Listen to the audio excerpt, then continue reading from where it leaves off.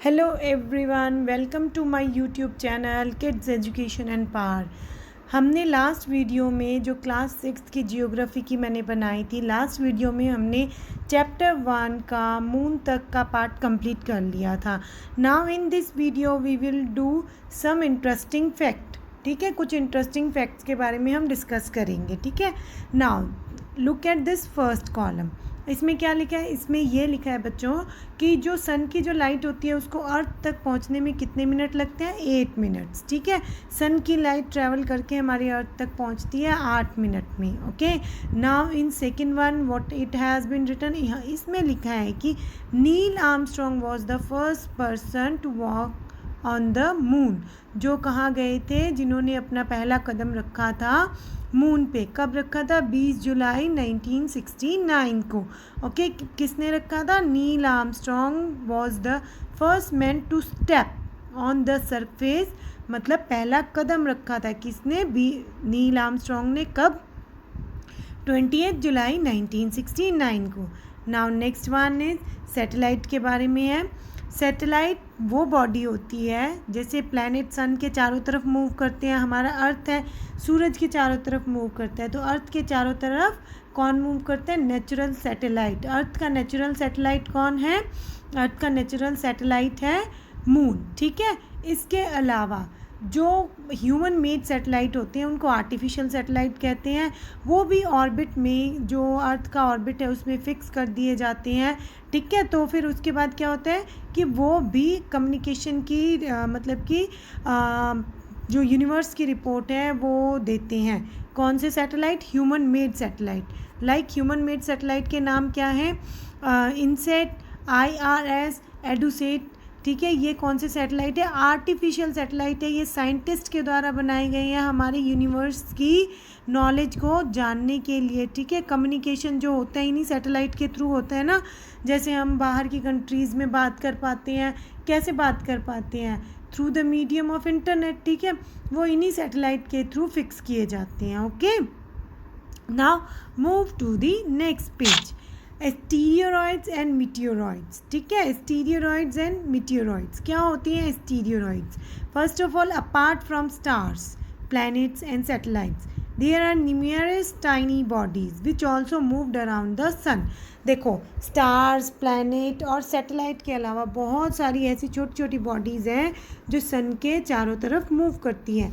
इन्हीं बॉडीज़ को क्या कहा जाता है? एस्टीरियॉइड्स। ठीक है, अब ये कौन से ऑर्बिट के बीच में मिलती है, मतलब कौन से प्लैनेट्स की बेल्ट के बीच में मिलती है?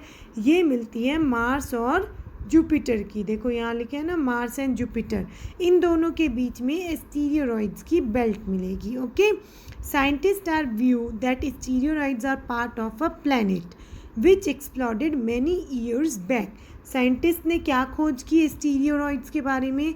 साइंटिस्ट ने खोज किया जो ये छोटे छोटे एस्टीरियॉइड्स के टुकड़े होते हैं, ये पार्ट था किसका? प्लैनेट्स का, जो बहुत साल पहले एक्सप्लोड हो गया, मतलब एक दूसरे से टकरा गया, एक्सप्लोड हो गया और ये टुकड़ों में बिखर गए। अब आप इनको देख सकते हैं मार्स एंड जुपिटर के बीच में। आपके बुक में पिक्चर भी बनी हुई है, लेट मी शो यू। देखो ये रहा बेल्ट, ये रहा एस्टीरियॉइड्स का बेल्ट। किसके बीच में है? ये रहा मार्स एंड ये रहा जुपिटर के बीच में। एस्टीरॉइड्स की जो ये बेल्ट दिखाई दे रही है, इसमें रॉक्स के छोटे छोटे टुकड़े हैं जो सन के चारों तरफ इसी बेल्ट में चक्कर लगाते हैं। Is this clear? सभी को क्लियर हुआ? ये जो आपको ये बेल्ट दिखाई दे रही है, इसमें रॉक्स के छोटे छोटे कण, टुकड़े होते हैं। Okay, tiny bodies. ठीक है, न्यूमेरियस टाइनी बॉडीज़, छोटी छोटी न्यूमेरियस बॉडीज़ होती हैं। Now meteoroids. अब मीटियोरॉइड्स पे मूव करें। मीटियोरॉइड्स क्या होते हैं? स्मॉल पीसीज ऑफ रॉक्स होती हैं जो सन के चारों तरफ, सिर्फ सन के चारों तरफ चक्कर लगाती हैं। स्टीरियोरॉइड्स तो क्या थी बच्चे? एक बेल्ट थी, ठीक है, जो मार्स और जुपिटर के बीच में मिलती है।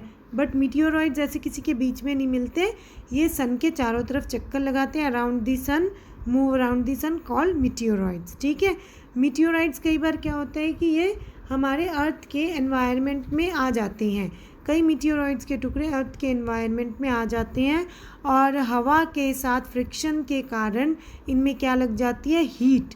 बर्न होने लग जाती है, बहुत तेज़ गर्म हो जाती है। जब कोई चीज़ हमारे एनवायरनमेंट में घुसती है तो हवा के साथ वो क्या होती है, फ्रिक्शन के कारण, ड्यू टू फ्रिक्शन के कारण ये एयर के साथ क्या होती है, ये एयर के साथ और क्रिया करती है और क्या होता है, इनमें हीट जनरेट होते हैं और ये जलने लगती है। इसके कारण क्या होता है, ये चमकती हुई अर्थ के एनवायरनमेंट में घुस जाती है। ठीक है। अब समटाइम्स ये मीटियोर्स इतने ज़्यादा बर्न्ट हो जाते हैं कि ये हमारे अर्थ की सरफेस से टकरा जाते हैं और हॉलो मतलब कि बहुत बड़ा गड्ढा कर देते हैं। कई बार ये जो आप टूटता हुआ तारा देखते हो ये मीटियोर्स होते हैं। ठीक है। आई होप कि आप सबको समझ में आ रहा है। Now next move to the next paragraph. Now what is galaxy. Galaxy क्या होती है। ठीक है। हमारा जो यूनिवर्स है उसमें हज़ारों गैलेक्सी है। जो हमारे साइंटिस्ट हैं अभी इसकी खोज कर रहे हैं।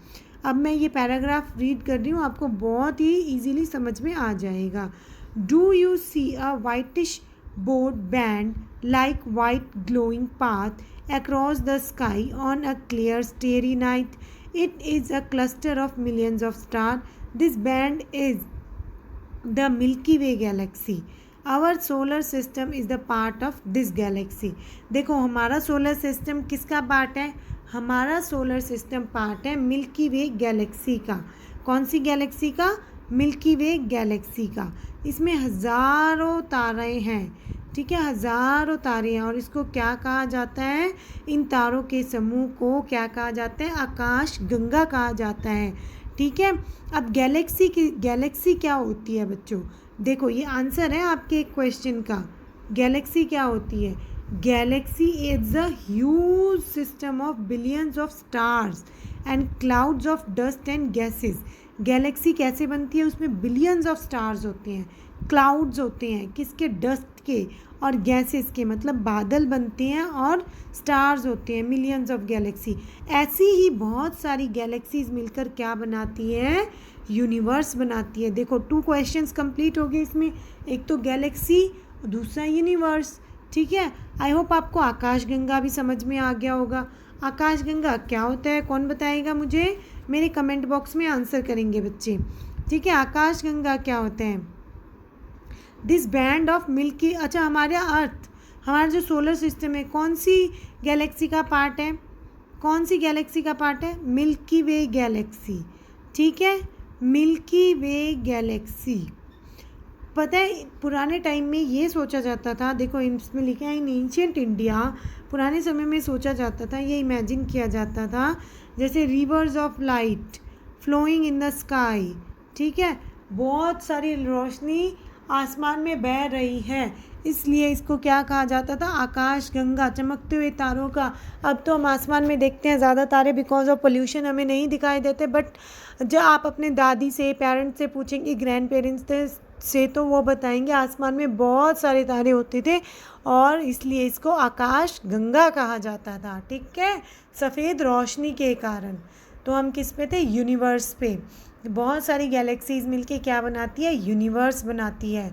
ठीक है, आज जो हमारे साइंटिस्ट हैं वो खोज करने में लगे हैं कि कितनी ऐसी और गैलेक्सीज हैं, वो किसकी पार्ट है, ये आज भी खोज इसकी जारी है, चल रही है। ओके बच्चों, ऑन दिस नोट हमारा ये चैप्टर कंप्लीट है। If you have any doubt then write down in my comment box, I will surely answer your questions.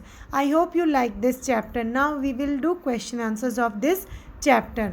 इस चैप्टर के हम अब क्वेश्चन आंसर्स कर लेते हैं। ठीक है, फर्स्ट क्वेश्चन क्या है, how does planet differ from a star, मतलब प्लैनेट और स्टार में क्या डिफरेंस है।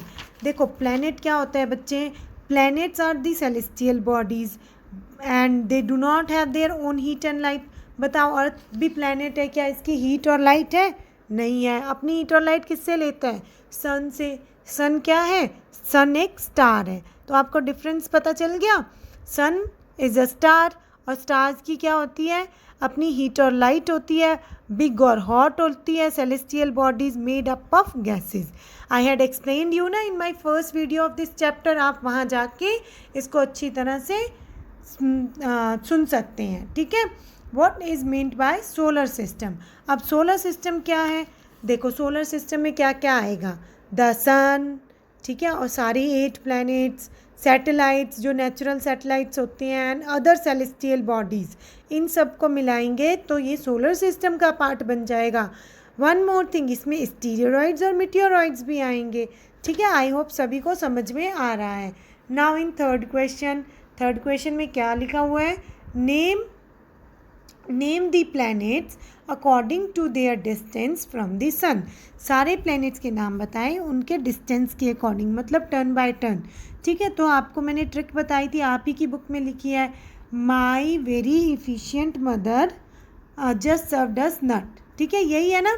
तो आप इसके अकॉर्डिंग बता सकते हैं क्या है order, very good, Mercury, Venus, Earth, Mars, Jupiter, Saturn, Uranus and Neptune, ठीक है। Now next one, why is Earth called a unique planet. Earth को यूनिक प्लैनेट क्यों कहा जाता है, क्योंकि अर्थ पर जीवन संभव है, ये ना तो बहुत अधिक गर्म है ना बहुत अधिक ठंडा है, और हमारी अर्थ पे मोस्ट इम्पॉर्टेंट थिंग अवेलेबल है, वो क्या है, वाटर और एयर। ये एसेंशियल है किस चीज़ के लिए, सर्वाइवल के लिए, लाइफ की सर्वाइवल के लिए। एक और चीज़ चाहिए, oxygen is the main thing, ठीक है। तो ये सारी चीज़ें अर्थ को क्या बनाती है, unique planet. Now next one, why does we see only one side of the moon always. हम एक ही साइड क्यों देखते हैं, देखो बच्चों, मून एक राउंड कंप्लीट करता है कितने दिनों में अर्थ का, नियर अबाउट 27 डेज, ठीक है, नियर अबाउट 27 डेज, और इतने में इसका सिर्फ ये एक ही स्पिन कंप्लीट कर पाता है अपने अर्थ के चारों तरफ का, इसलिए हमें क्या दिखाई देती है, इसकी वन साइड विजिबल दिखाई देती है। क्लियर हुआ, वन साइड विजिबल क्यों दिखाई देती है। व्हाट इज़ यूनिवर्स, अभी मैंने आपको बताया था यूनिवर्स क्या होता है, यूनिवर्स किसे कहते हैं। आप इसका आंसर मेरे कमेंट सेक्शन में देंगे, ओके। बाकी के सभी क्वेश्चंस का आंसर मैंने दे दिया है। Now we will do some tick the correct answer, ठीक है। अर्थ ट्विन प्लैनेट कौन सा है, मतलब अर्थ का जुड़वा प्लैनेट, अर्थ लाइक प्लैनेट कौन सा है, वेरी गुड, इट्स वीनस।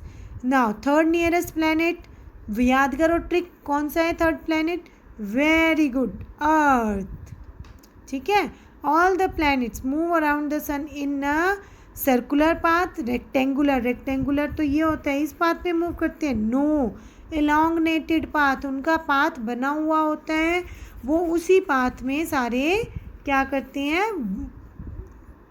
हैं बताओ, मूव करते हैं। अच्छा, पोल स्टार मैंने बताया था कौन सी डायरेक्शन को इंडिकेट करता है, it indicates north direction. Which direction, repeat with me, north direction, okay. Now move to the next page. Asteroids कहाँ मिलते हैं बच्चे, अभी बताया था मैंने, वेरी गुड, मार्स और जुपिटर के बीच में, very very good. Now we will do fill ups. A group of dash forming various pattern is called a dash. A group of stars, ठीक है, ग्रुप ऑफ स्टार्स जो pattern बनाते हैं उसको क्या कहते हैं, जैसे सप्तऋषि का बनाया, ओरियन का बनाया, उर्सा मेजर, इन सबको क्या कहेंगे, वेरी गुड, सबको याद है, constellations, very very good. Now huge system of stars is called a Galaxy, जिसमें बहुत सारे मिलियंस ऑफ स्टार्स होते हैं, ठीक है, डस्ट होती है, वो क्या बनाते हैं, क्लाउड्स बनाते हैं, ठीक है, तो इसको क्या कहेंगे, गैलेक्सी कहेंगे, ठीक। Now third one, celestial body कौन सी है, nearest celestial body, closest celestial body to the earth, एक ही है बेटा, द मून। और थर्ड नियरेस्ट प्लैनेट जिस पे हम रहते हैं, the earth. Planet do not have their, planets की क्या नहीं होती, अभी मैंने स्टार और प्लैनेट के बीच में डिफरेंस बताया था, जब बताया था ना, प्लैनेट्स के पास हीट और लाइट नहीं होती।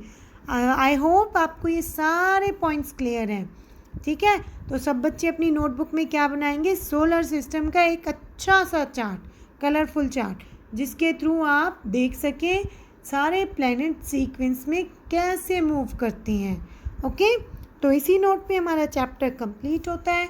आई होप आप सबको ये चैप्टर पसंद आया होगा। अगर आपको मेरा ये वीडियो पसंद आया है तो आप मेरे चैनल को लाइक, शेयर और सब्सक्राइब ज़रूर करें। ठीक है, thank you, bye bye, have a nice day.